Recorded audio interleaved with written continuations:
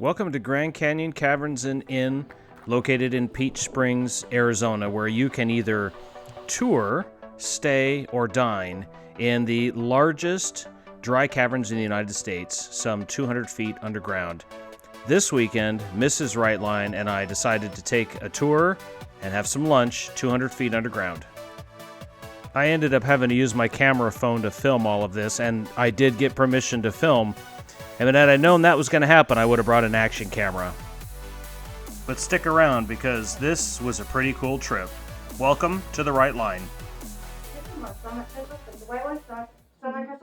don't know why they say not to touch, because the ones that they say you can touch above and the top, say rocks are down here. No thing. So at the time of this filming, the Grand Canyon Caverns had just recently reopened. They had been closed for some time as they were replacing their elevator. And just after a short ride, we were already at the bottom, 200 feet underground, ready for our tour. Great down here. Yeah, it does. That'd be great. So we will go through a tunnel. Please watch the third step up and watch your heads if you're tall. Please don't bonk them. That'd be great. Our cavern guide was very nice and sweet, and you can hear her in most of the video. And there are some parts, it was even a challenge for me to understand what she was saying.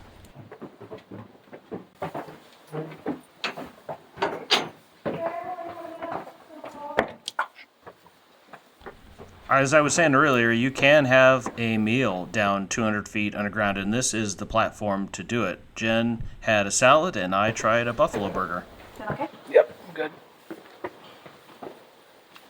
This is the largest known deposit of sonite crystals.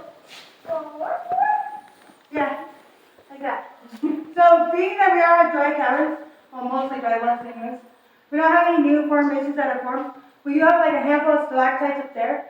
Like, that's all we have right there, really. And right here you can see the tiniest of stalactites I've ever so seen. Right here, we have some cave coral, and or popcorn, and or grape clusters. And it's actual coral from way under the water. On the alluvial bed, there's like a purple and green and yellows. Oh, check that This is out. called the Cathedral Dome. So it's 90 feet above our heads. It is made by 3 different ancient waterways. First one being right there. The second one's right there. The third one you won't be able to see, so we go on that side of the tour. So at the end of the tour, I'll show you the third one that's over here. One of the reasons that ever made it is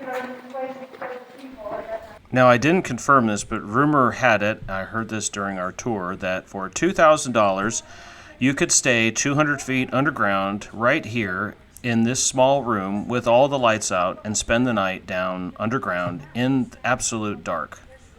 No, thank you. No, we are not.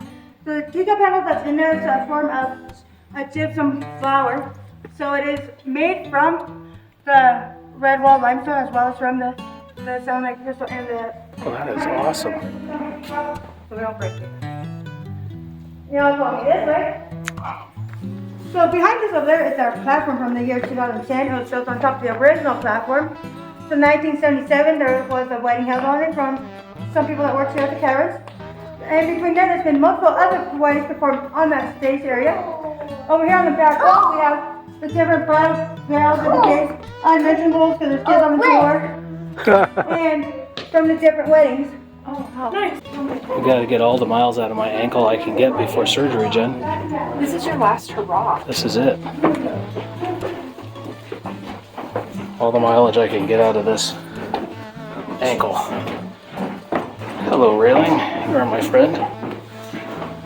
This is the largest room in the cavern. It's called the Halls of Gold.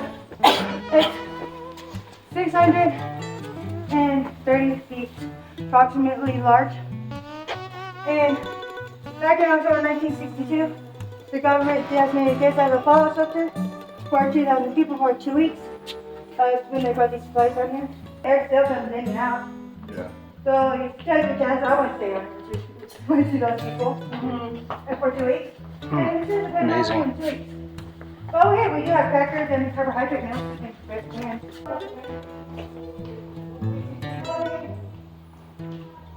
It's crazy. Said it'll support 2,000 people for several weeks.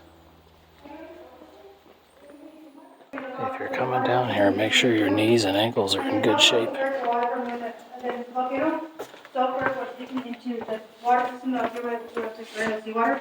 So then it became a sulfuric acid water, underwater chamber, really. And then when the Colorado Plateau rose up out of the water like 15 million years ago, these was bubbles. They say there are bubbles that were when it's under the water. So these are the, they call it snowballs, but so when it rose up, that's what was left. And none of this, like the water never reached the surface either, so it was just evaporated. So it's all evaporated like this. That's why the sunlight crystals are so delicate, because of the fact that it's sulfuric acid sunlight crystals basically. So the way it is, like from the moisture from our hand, eventually will make these rocks decay. That's amazing. Wish my camera would focus better. Like where the air is coming from and going. They have to show that's why they're following and trying to figure out where it goes. The more experience you ever come on in there, there's pictures of that upstairs in one of the binders. And then in August though, we will have a tour we call the Explorer Tour. Now, the Explorer Tour sounds pretty fun, and for you spelunkers, you might just get a kick out of that one. Over there that we just gave from some of us. Oh, that'd be fun. You can go outside our fence line. I'm going back up. I don't mind going up.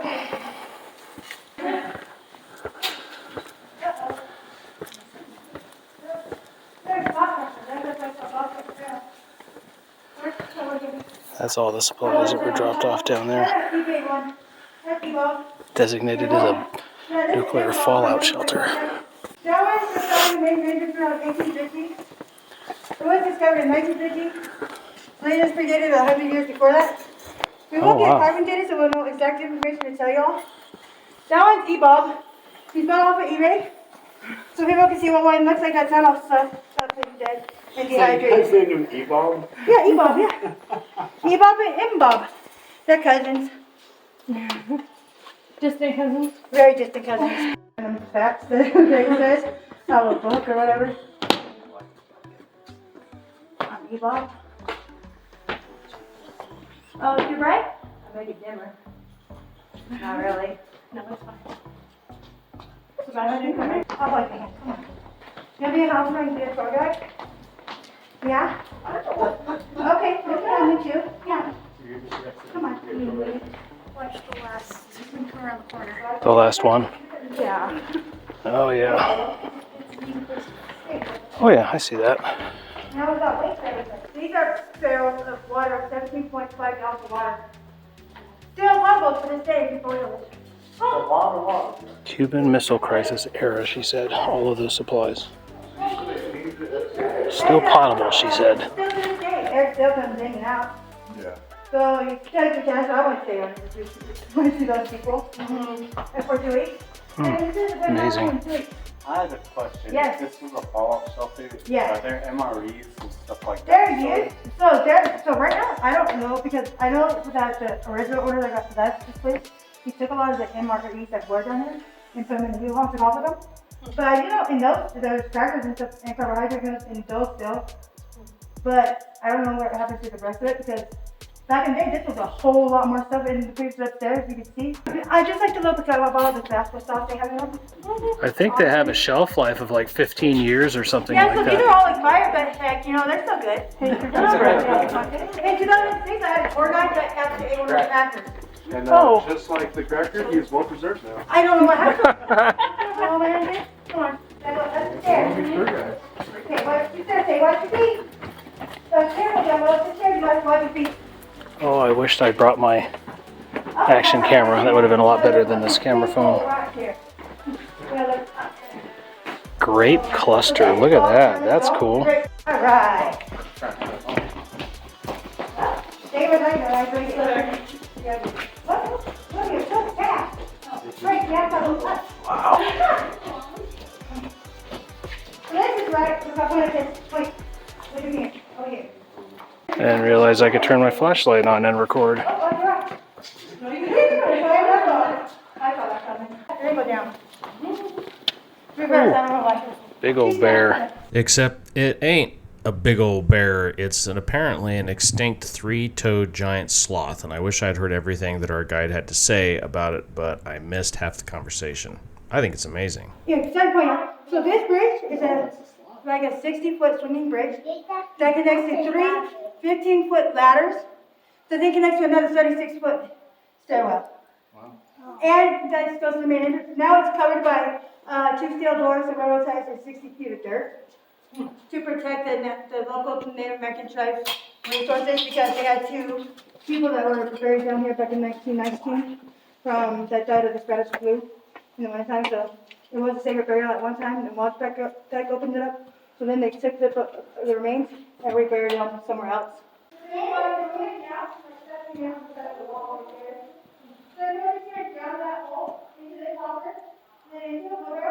She said that's how they originally came in. This cave is down this.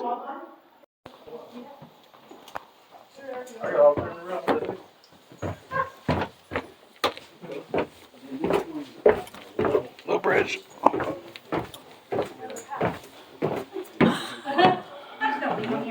I'm coming. I just was getting another picture, that's all. Oh, you're fine. We do too.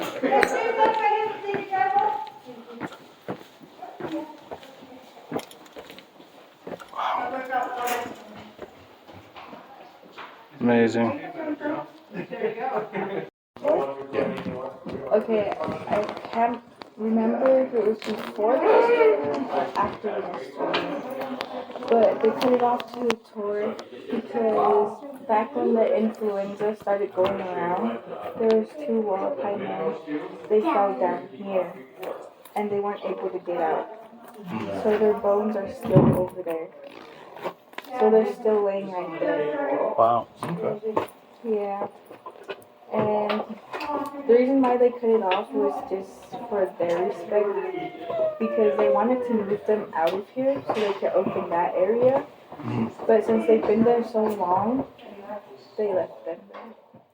What I found on this subject online was that somewhere in between 1917 and 1918, there were members of the Halupai tribe from Peach Springs that were out collecting firewood. They were caught off guard by a snowstorm. They were trapped for 3 days, and a pair of the tribesmen came down with the flu and perished. Not wanting to take them back to the tribe and spread the illness, they buried them in a 50-foot cave that they had found, of course not knowing that that was the original entrance to Grand Canyon Caverns. Now, later in 1927, Walter Peck discovers this canyon, finds the remains in the bottom of the canyon, and the remains were misinterpreted as prehistoric cavemen from ages ago. And at some point, the original cave entrance was closed off and a new entrance was created, and this portion of the Grand Canyon Caverns is considered a sacred burial place. All I wanna do is run away, pack up and leave all my problems back at home. Wonder, should I go or should I stay? Wish I knew the answers, but I just don't know. But soon enough, you'll start catching up. Cause you gotta take a chance, you gotta face them head on. Head on. Oh, the places that we could go. All you need is. Our road trip wasn't completed at the Grand Canyon Caverns. We stopped in Seligman along old Route 66 on the way back. And we have a little bit of a fascination with Route 66, my wife and I. But we stopped at Roadkill Cafe. We had 2 huge pieces of the best pie, arguably, I've ever had. You can argue with me if you want, but it's fantastic. It's huge. And we got to check out the sights along old Route 66. Very cool place to go check out if you haven't been there before. I highly recommend it if you're into nostalgia. I sense a road trip in your future, and if you're in this area, don't forget to go to Williams, check out Arizona. There's lots of cool stuff to see in northern Arizona. If you're finding the right line for the first time, thank you for watching this video, and I hope you enjoyed it. If you really liked it, go ahead and give me a like. If you got a comment down below, feel free. If you really like what you saw, go ahead and consider a subscription, and just to let you know, I really appreciate your watching. Thank you so much, and I'll see you on the next one. Go anywhere that we want. want to, anywhere that we want to, all the places that we could go, all the places that we could go, all the places that we could go, we could go. All you need is to believe it. Do you see it? Do you feel it? Oh, the places that we could go. All you need is to believe it. Oh, the places that we could go. Do you see it? Do you feel it? 'Cause you and I could go flying high. We could go anywhere that we want to, anywhere that we want to, all the places that we could go.